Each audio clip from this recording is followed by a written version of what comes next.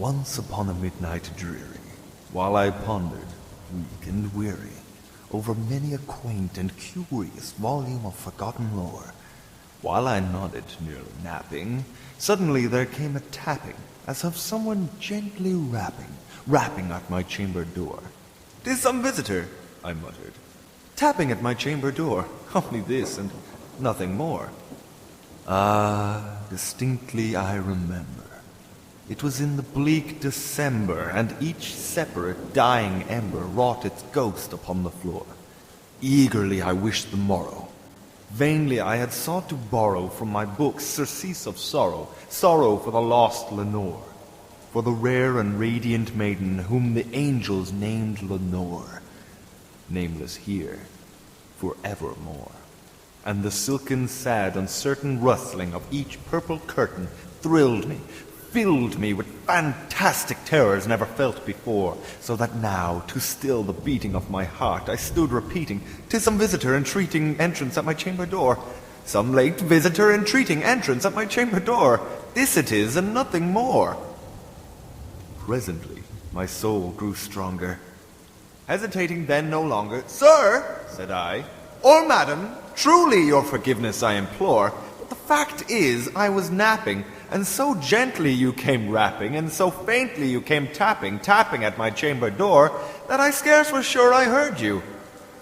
Here I opened wide the door. Darkness there, and nothing more. Deep into that darkness peering, long I stood there, wondering, fearing, doubting, dreaming dreams no mortal ever dared to dream before.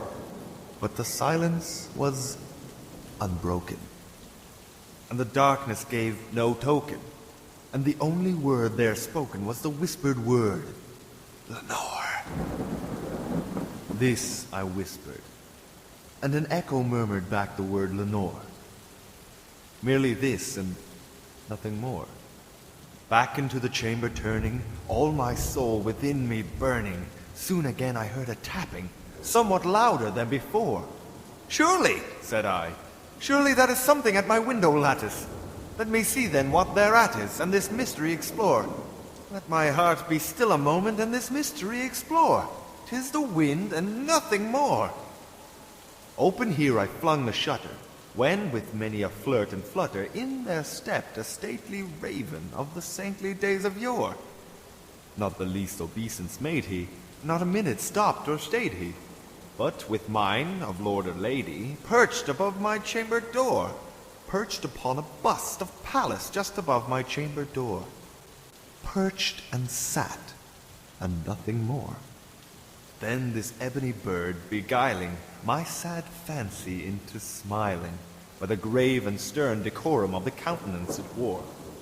"Though thy crest be shorn and shaven, thou," I said, "art sure no craven, ghastly, grim, and ancient raven, wandering from the nightly shore.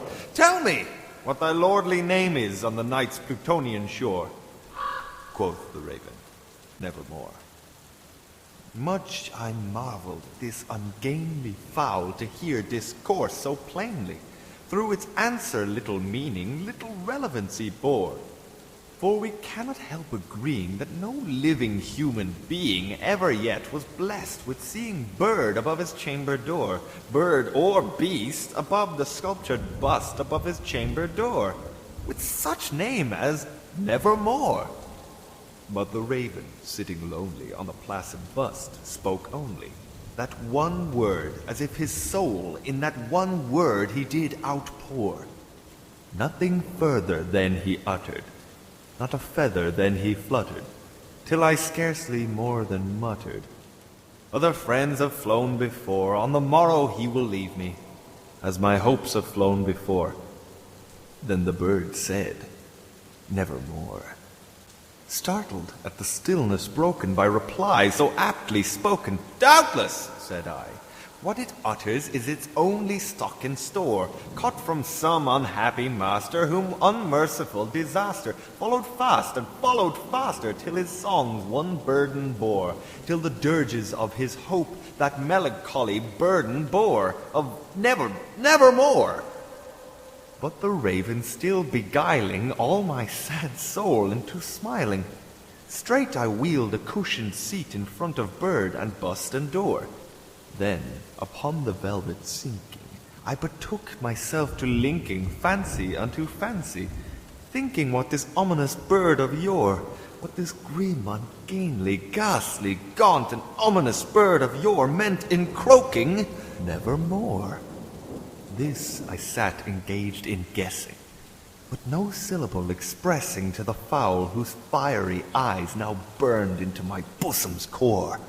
This and more I sat divining, with my head at ease reclining, on the cushion's velvet lining that the lamplight gloated o'er, but whose velvet violet lining with the lamplight gloating o'er.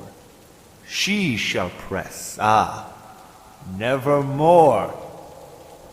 Then, methought, the air grew denser, perfumed from an unseen censer swung by seraphim whose footfalls tinkled on the tufted floor. Wretch, I cried, thy God hath lent thee, by these angels he has sent thee respite and nepenthe from thy memories of Lenore. Quaff, oh quaff this kind nepenthe, and forget this lost Lenore. Quoth the raven, nevermore. Prophet, said I, thing of evil, prophet still, if bird or devil, whether tempter sent, or whether tempest tossed thee here ashore, desolate yet all undaunted, on this desert land enchanted, on this home by horror haunted. Tell me, truly, I implore, is there balm in Gilead? Tell me, I implore. Quoth the raven, nevermore. Prophet, said I, thing of evil, prophet still, if bird or devil, by that heaven that bends above us, by that God we both adore, tell this soul with sorrow laden, if within the distant Aiden it shall clasp a sainted maiden, who the angels named Lenore. Clasp a rare and radiant maiden, who the angels named Lenore. Quoth the raven, nevermore. Be that word our sign of parting, bird or fiend, I shrieked upstarting. Get thee back into the tempest and the night's Plutonian shore. Leave no black plume as a token of that lie thy soul has spoken. Leave my loneliness unbroken. Quit the bust above my door. Take thy beak from out my heart, and take thy form from off my door.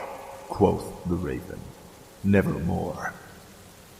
And the raven, never flitting, still is sitting on the pallid bust of Pallas just above my chamber door.